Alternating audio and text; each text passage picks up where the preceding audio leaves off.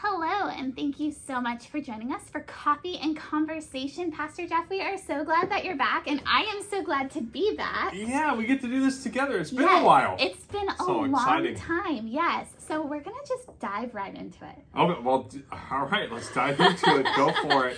Let's see what we got today. It's going to be a fun one today. Cool. I and thanks for joining us. Yes, thank you so much for joining us. We're so glad to be back. Okay. So, Sunday, you talked about self-indulgence versus sacrifice. Right, this past Sunday, which was, what, August 7th, I think. Yeah, 7th, yes. Yeah, so, we did a little bit. So how does one go from being self-indulgent to being more self-sacrificing? Is that did I say that right? Yeah, or self-sacrificial or sacrificial. First off, let's say you don't want to be self-indulgent. Right. As followers of Christ. And I don't think anybody that is really trying to follow Christ on the path of discipleship truly is self-indulgent. But we can have those times where we are. Right. And it was fun. We used the game of life as kind of our analogy, the 1960 version. Yes. Which is interesting, but we'll get to that maybe a little bit more in a second. But part of it is think of, I got an idea. Okay. All right, so we have this season in the church called Lent. Yes. Right? So, and do you know what Lent, go ahead.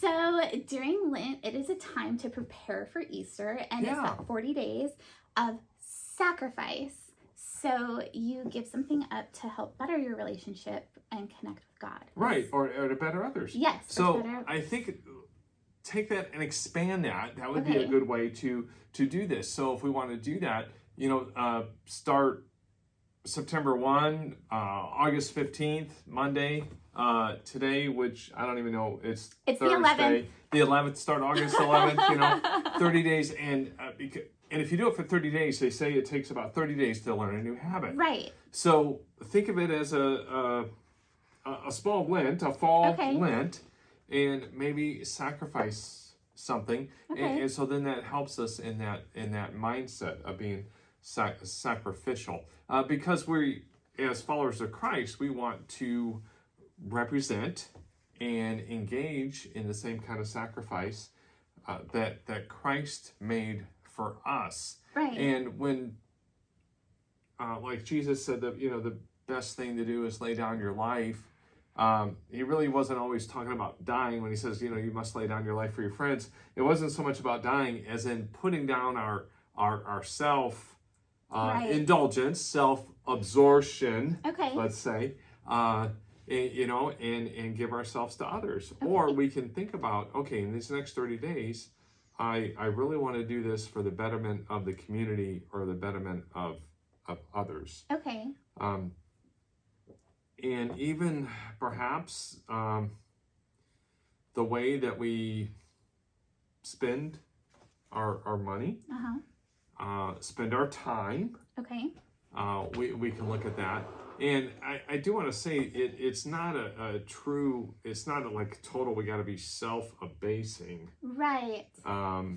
But perhaps there's something that we could give up or do that would help us to live that sacrificial life that Christ called us to. So, and this is a really small example, but probably a great example, so go ahead. Instead of getting that coffee from Starbucks every day, maybe once a week, and then... But I own Starbucks stock, so no. Right? Keep doing that every day. No. But then what do you do? But then you can take what you have saved and maybe donate it to a good cause. Yeah. And there's some great causes. Churches are a great cause, but like Helping Hands Ministry, you might have a food pantry in your own neighborhood. Salvation Army is always a good one. Right. Yes. Or one thing that I've done like during Lent, but maybe I'm going to do this now because you mentioned about the coffee. And it happened, I think it was Lent, it was the last semester of law school. You are not going to give up coffee during your last semester of law school. It's just not going to happen. So we had a jar, so every time I had a cup of coffee, I had to put 25 cents in. This was years ago when 25 cents actually, had a little bit of value. And at the end, gave it away. Gave it to a nonprofit, a charity. Right. In that. And I like that idea. So, if you can't do that, but that's the sacrificial way. So, so there are these things. And so, when you think about life and we're not saying give up vacation, no. You don't give up the membership at the Y, so you go work out and are healthy. That's not what this is, but perhaps there is some rearranging. Maybe there is some rearranging that you can do within your life. I haven't been to the movies in a long time. I'm so excited the movie theaters are back open, that people are going. I am so glad for them. We have some great movie theaters right here in Belton, Texas. And Beltonian and Grand. And even when we didn't live here in Belton, we would come over to the Grand. It's great. We'd come over to the Grand, and the Beltonian is fantastic. So shout out to both of those, and glad. But one of the things is, and it's just something small about rearranging. You think about the price of popcorn. Right. Now, I'm one of those. If I'm going to the movies, I'm having popcorn.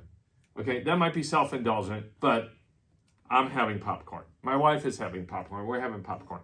But I discovered that one bag of popcorn. Yeah. So for the same price of that, if you, like, for example, to the church, if you gave that amount of money to the church each month, you'd pay for our communion elements. Nice. You'd be paying for everybody at the church and those that we deliver communion to have communion.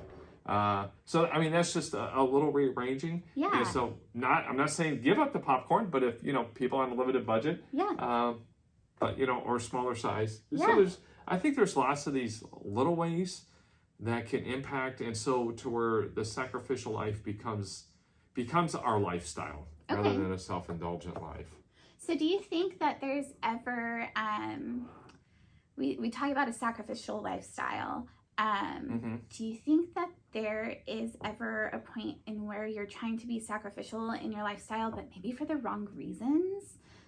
Like it's self-beneficial? I mean, because it is kind of beneficial, to, be Christ-like, and you want to go to heaven, and, you want to have eternity with Christ. Is that selfish in a way, or self-indulgence in a way? Well, it could be. That's a great question, and see what you think. My top of the head answer, and this may be one of those where I come back next week and go, remember what I said last week? I want to change it. I do a lot of that. If you're doing it for something for self, then is it really sacrificial? Right. Now, there might be some byproduct benefit. There might be some kind of fringe benefit, as we say. A benefit to it. But if that's the motivation, then is it really being sacrificial? I'm not sure that it is. I mean, the idea of is like, well, am I giving the gift to get the thank you? Or am I giving the gift? Right.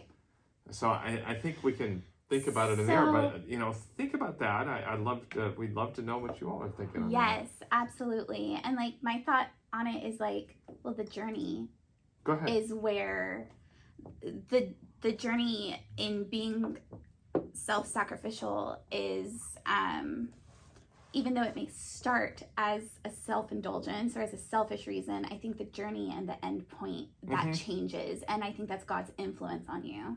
Oh, marvelous. Yeah, absolutely. Okay, absolutely. So let's talk about the game of life. Okay. So we talked about the difference in life, the game of life, Yeah, when it was originally introduced in 1860, and if you missed the sermon, it was like this checkerboard layout with these squares, and you gained points, lost points. Positive squares, bravery, honesty, perseverance, you got points for that. Funny, there was a square called Congress. I'm sure that was positive at the time, but who knows, And then there was negative squares. Right. Negative squares. Where you lost points, but it was really about learning virtues. Right. And now it's about collecting money and getting to Millionaire Mansion. Yeah. It's about all wealth and accumulation. It's kind of changed as society has changed. Yes, or it may have helped change society. Yes. Who knows? So, but that's the tension there. Yeah, go ahead. So what do you think the game of life would look like if we took away that self-indulgence and focused on that self-sacrificial element and good deeds and helping others? Because in the game of life, it is not about helping others. It's about racing to the top. So what do you think that game would look like should we have those values? Yeah, no, that's... What do you all think? So think about the game of life that you've probably played as a child or with your children or your grandchildren. It's the one with the little plastic spinny dial and the winding path that you take the little car and, you add your kids and, you get married and that. But let's, I think truly in life, we don't get rid of all those squares. Right. We just don't because, hey, college is good. Yes. Families, positive things. Yes. Education, positive. Buying a house, the first house, positive things. These are all positive. So there's nothing wrong with those. And that's not necessarily being self-indulgent. It's called life. That's life, and that's not. But think about what things would you add as you go through. So maybe you would land on one that says, "Oh, you're helping out at the food pantry today," or "Oh, wow, you're passing out." You're at a homeless place feeding dinner, and you get extra for that. You get some kind of merit or something extra. Yeah. You did this good. You helped your neighbor. You bought a fan for your neighbor in the with our 100 degrees because they don't have one, or you provided a fan think about adding some of those, and so we'd love to hear which little squares, which little parts on that winding path would you add? Maybe some of the things that you do, absolutely, or that you would want to add to it that says, because this helps my life. So it's not completely getting rid of everything that's in that game, but perhaps adding to it.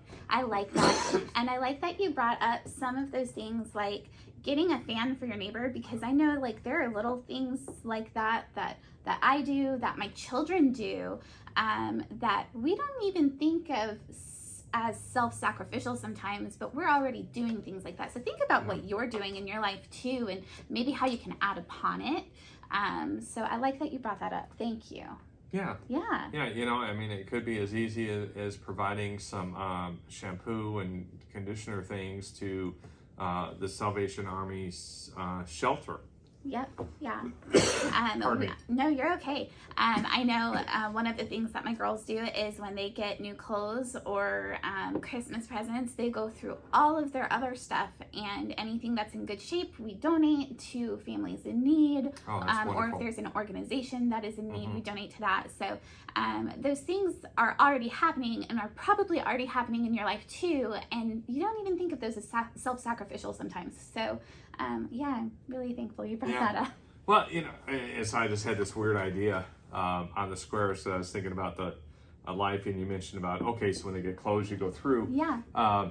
Maybe one of the squares, instead of garage sale, would be, give it all the way to Salvation Army, Goodwill, or something like that. Or, when you have the garage sale, and some people need the money from the garage sale. Right. I get that. But we're having this garage sale, but a portion of it is going somewhere. Right, absolutely. So, I think that's a great idea. So, awesome. Well, I think we received one other question. Okay. Wasn't it? If I remember from one of the emails, it was kind of the balance between self and sacrifice. Yes. Is that? Yes. Yeah, you had that, you received that question, and I'm trying to remember it exactly. How do you balance that? Is there,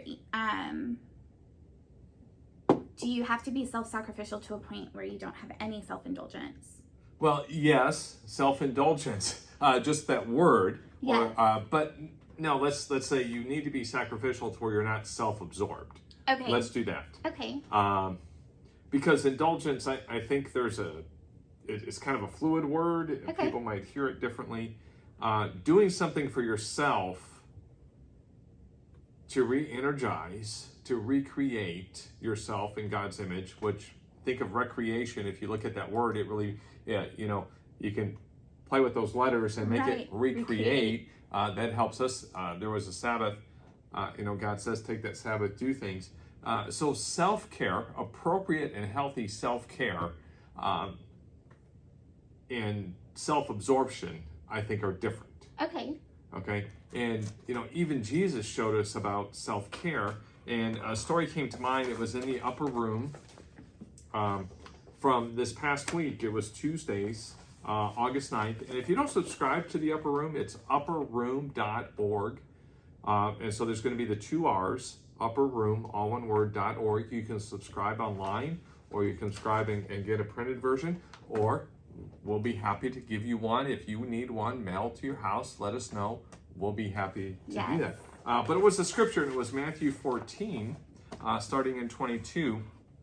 And I'm not. It went to 33, but I'm going to just read the first couple.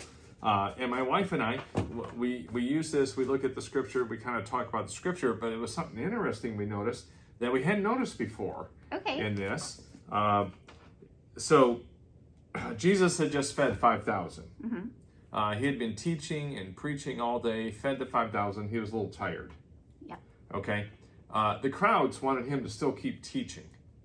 So sacrificial would be, I'm going to keep doing that. Right. Well, instead, it said, right then, Jesus made the disciples get into the boat and go ahead to the other side of the lake. Well, he dismissed the crowds. So he said, okay, we're done. Even though the crowds probably wanted him to keep going. Right. So he set this boundary, which is good for ourselves. Yes. Healthy boundaries. And when he sent the disciples away, he went up onto a mountain by himself to pray.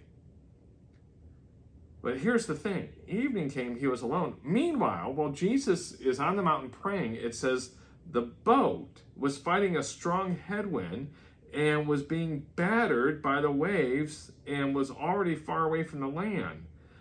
So the disciples are fighting this storm. Jesus is up on the mountain. Jesus doesn't leave the mountain and go immediately to the crisis. Right. It says, okay, very early in the morning, he came to the disciples walking on the lake. Right. So there's a difference. Okay. Sacrificial doesn't always mean we're responding every moment to every crisis and every person's need, though we may think that's what, I got to be sacrificed, I got to be giving. No, I love this story. Jesus said, no, I need my time. I'm going to stay up on this mountain. I'm going to pray. I'm going to rest. And it's just funny. There's this crisis, his closest followers, these disciples, and he's going, I'll be there. It's just not right now. Yeah. Yeah. And I think that it shows this good paying attention to self, being differentiated, and yet, okay, I'm going to attend to him now. Right. But Jesus didn't give up his night of prayer and sleep and rest. And I think some of us, pastors are so guilty of that. We always respond every minute right away. Yeah. But we got to remember. So I think that's a good example of the difference. So go ahead and expand a little bit. There's actually a children's book about that, and it's about I can't remember the title of it, and I wish. I wish you could, because everybody wants it now. I know. So you're gonna have to post it. We'll bring it next week. I actually have the book at home. Okay, we'll bring it next week. But it is about filling your bucket, because you cannot fill others if your bucket is not full. Do you remember the name of it? It's called Filling Your Bucket. It's called Filling Your Bucket. Our producer Addison just let us know. Thank you, Addison. Filling Your Bucket. Filling Your Bucket. It's a great children's book, and it really is about taking the moment to be filled, because if you don't have anything in your bucket, you can't possibly help others or fill their bucket. So I think that's a great analogy for that too. Yeah, and I think just to expand on that, I was thinking about this morning on the drive in. always try and reflect on how I react and act, and I don't always react the way I want. Probably more recently, trying to figure that out. And I thought, you know what? And I was listening to a podcast, and they were talking back, went back to beginning of the pandemic. And it's almost like we've been in crisis mode for over 2 years. Mm-hmm.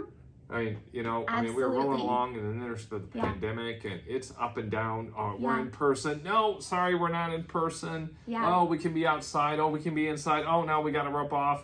Yeah. There's all that. And then, of course, we have this kind of splintering in the United Methodist Church of some that don't want to be part of the United Methodist anymore. And it's a little bit more concentrated in our area than other areas of the country, for sure. They kind of, it almost feels like that. And then I thinking about this story of Jesus. There's this crisis, and Jesus says, Jesus did not always stay in crisis mode, and I don't think it's good for us to always stay in crisis mode, because then there's nothing in the bucket. Yes. Absolutely. So it's called agree. Fill Your Bucket. I need that book. That book. It's a fantastic book. It's a kid's book, but as an adult, it's like one of my favorite books. So, and there's lots of activities and exercises that you can do with it too. But really? Just find what you want. Awesome. Yes. So I get to take my bucket, go to the beach, fill it with some good. Yes. Anything that you need to fill your bucket. For me, every Wednesday I have to do something for myself. So it's midweek, and I actually just tried something new where I joined the cantata. So for the rehearsal. Yeah. So my new Wednesday night refresh is to fill my bucket is to join the cantata, and that is also in a way it's self-indulgence, but it's also self-sacrificial. But see, no, it's not self-indulgence though. I would push back and say it's not self-indulgence. It is filling the bucket. It is filling the bucket. That is different than being self-indulgent.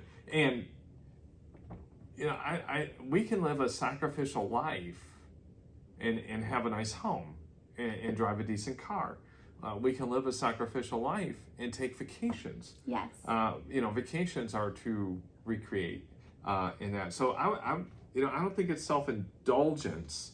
I just think I'm doing this for myself. Yes.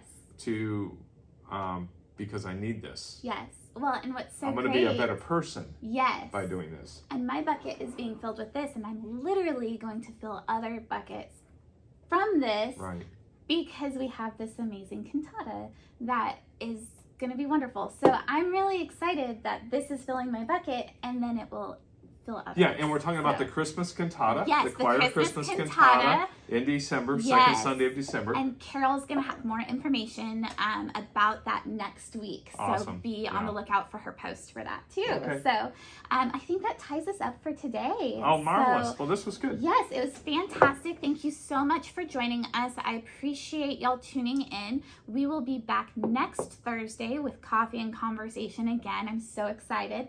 And also Sunday, the 21st, we are having a family game day potluck. So excited to have some fellowship. So join us after service on the 21st in the fellowship hall for our potluck and family game day. Marvelous. God bless you all. See y'all later. Bye.